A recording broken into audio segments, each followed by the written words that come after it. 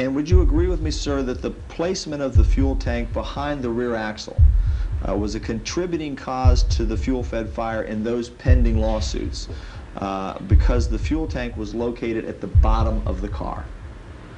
Objection. Vague and ambiguous. Objection. I don't think it matters whether it was behind the axle or not. If the fuel tank is the lowest part of the car, you're subject to some road hazard damage. Okay.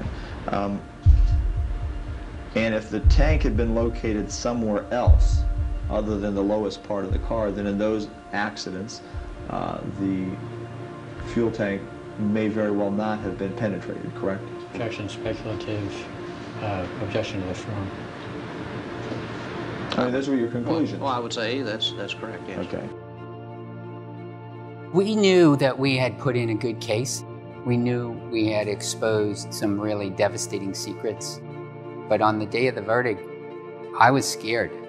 I think the courtroom was tense. Everyone was scared.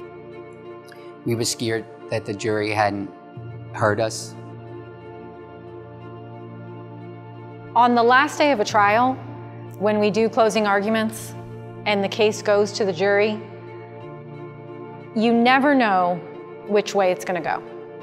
And so in this case, after 6 months, after hearing all the evidence, hearing about all the evil corporate secrets, there was still a chance that the jury wasn't going to take our side. There's always that chance.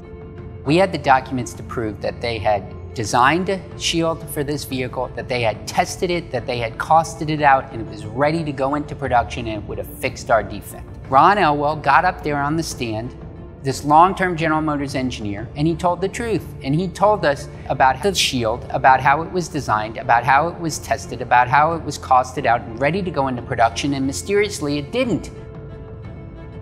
233 is the document that they sent under time pressure. They Federal Expressed it to a young lawyer who drove it over and got it to our office before 10 a.m. Once they realized that they had sent us 233, all hell broke loose. They sent 15 people into the room, big guys, not all of them lawyers, give us the document back. The lawyer who was in charge of getting 233, he offered to quit, but we didn't. Bob said, no, we're not giving you the document.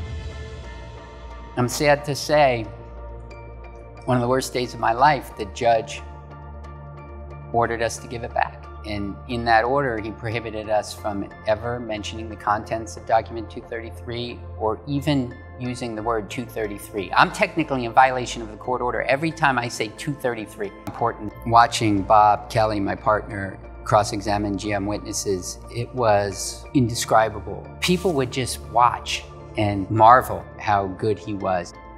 GM hired a statistician, and statisticians for car companies always come in and say, well, this car is the safest one on the road.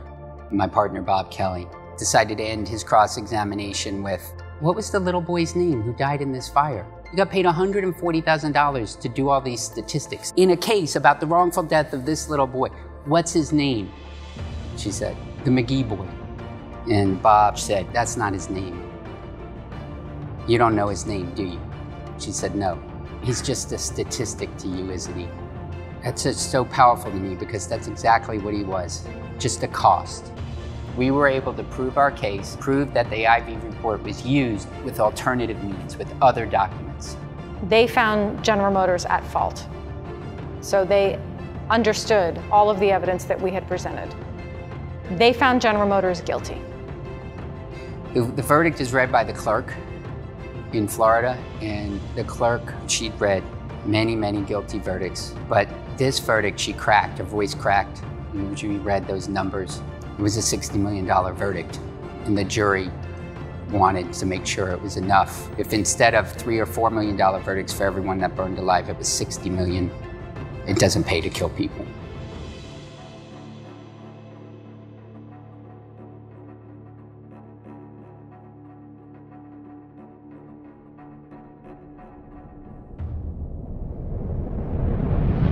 Something wonderful happens when you change to Philip Morris. You'll feel better. say I'll feel better smoking Philip Morris? Yes, you'll feel better. 100 million people died of smoking in the 20th century. We're on track to lose 1 billion souls from smoking